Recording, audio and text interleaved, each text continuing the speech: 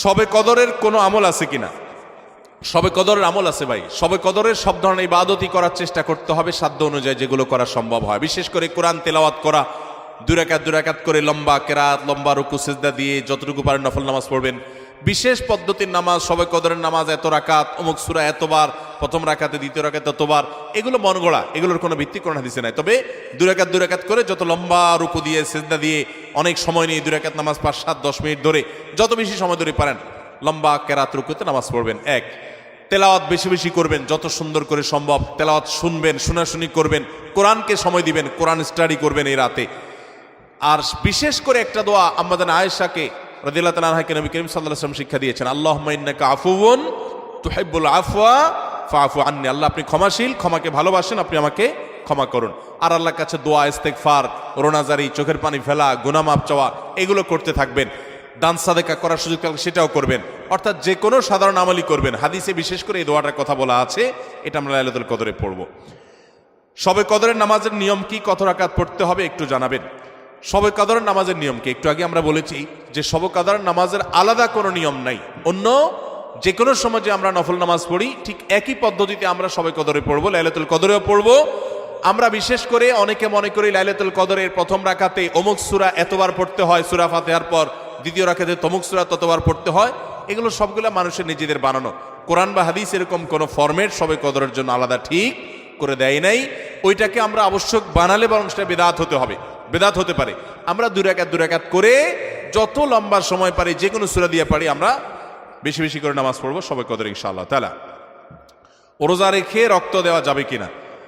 মানুষকে রক্ত দান করা সওয়াবের কাজ।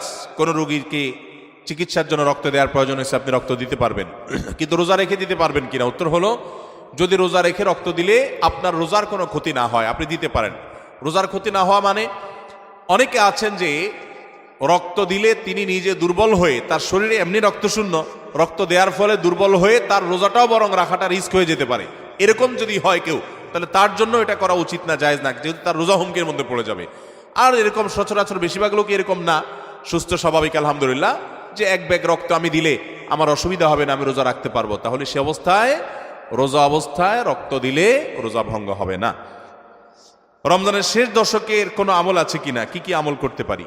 রমজানের শেষ দশক হলো আমলের সবচেয়ে গুরুত্বপূর্ণ দশক। ভাইরা আমার, নবী করিম সাল্লাল্লাহু আলাইহি সাল্লাম সম্পর্কে আম্মাজান আয়েশা বলেছেন, কানা ইয়াজিতাহিদু ফীহি মা লা ইয়াজিতাহিদু ফী গায়রি। রমজানের শেষ 10 দিনে আসলে নবী সাল্লাল্লাহু আলাইহি সাল্লাম ইবাদতের জন্য এত চেষ্টা করতেন, এত মেহনত করতেন, এত সাধনা করতেন, তার জীবনে অন্য কোন সময় ইবাদতের জন্য এত সাধনা করতেন না, শেষ 10 দিন ইবাদতের জন্য যেরকম সাধনা করতেন। এবং আম্মাজান আয়েশা বর্ণিত হাদিসে আরো বলেছেন তিনি, নবী করিম সাল্লাল্লাহু আলাইহি সাল্লাম কানা ইদা দাখালাল আশার, রমজানের শেষ 10 দিন যখন শুরু হতো, আহিয়া লাইলা, সারা রাত আর ঘুমাতেন না, শেষ দশক কখনো ঘুমাতেন না। ওয়া আইকাযা আহলা, পরিবারের লোকদেরকে ঘুম থেকে ডেকে তুলতেন। ওয়াসাদ্দামে ইজারা, কোমর বেঁধে নিতেন। এবং ইবাদতের জন্য সবচেয়ে বেশি মেহনত মুজাহাদা তিনি করতেন। ভাইরা আমার, রমজানের শেষ দশক হলো ইবাদতের সবচেয়ে গুরুত্বপূর্ণ সময়। আমাদের বেশিরভাগ মানুষ ঈদের কেনাকাটায় আমরা ব্যস্ত হয়ে পড়ে, শহরের মানুষ গ্রামে যাওয়া ব্যস্ত হয়ে পড়ে, গ্রামের মানুষ শহরের মানুষকে ওয়েলকাম করার জন্য ব্যস্ত হয়ে পড়ে। আমাদের শেষ দশকের ইবাদত হয় না। শেষ দশক ইবাদত করার চেষ্টা করবো তো ইনশাআল্লাহ। শেষ দশকের প্রধান ইবাদত হলো এতেকাফ। শেষ দশকের প্রধান ইবাদত কি? এতেকাফ। এতেকাফ করার চেষ্টা করবেন। আমরা শেষের দিকে এসে এতেকাফের কথা বলি, তখন আপনারা এটার ফজিলত বুঝেন না। নবী করিম সাল্লাল্লাহু আলাইহি সাল্লাম রমজানের রোজা 3 হিজরিতে ফরজ হয়েছে, তার ওয়াফাত পর্যন্ত কোনো বছর শেষ দশকের এতেকাফ ছাড়েন নাই, মসজিদে এতেকাফ করছেন। যুবকরা এতেকাফ করবেন তো ইনশাআল্লাহ। 3টা ইবাদতের স্বাদ নগদ পাওয়া যায়, আমি কোরআন হাদিসের আলোকে আমার অভিজ্ঞতার মিশেলে আমি জানাচ্ছি। এর মধ্যে একটা হলো, লম্বা সময় নিয়ে যদি সেজদা দিতে পারেন, বিশেষ করে তাহাজ্জুদে, তো দেখবেন এটার স্বাদ আপনি অনুভব করবেন। আর দ্বিতীয়টা হলো এতেকাফ।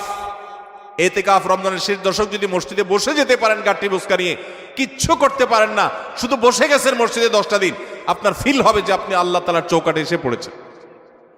এতেকাফের মজা যারা একবার পায়, তাদেরকে এটা থেকে দূরে সরা রাখা যায় না। আর 3 নম্বর হলো আরাফাতের ময়দানের দোয়া। এটাতে যে স্বাদ, এই 3টা স্বাদ যে পাইছে, সেই স্বাদগুলো কখনো আর ছাড়তে চায় না। আল্লাহ আমাদের সবাইকে এতেকাফ করার তৌফিক নসিব করুন।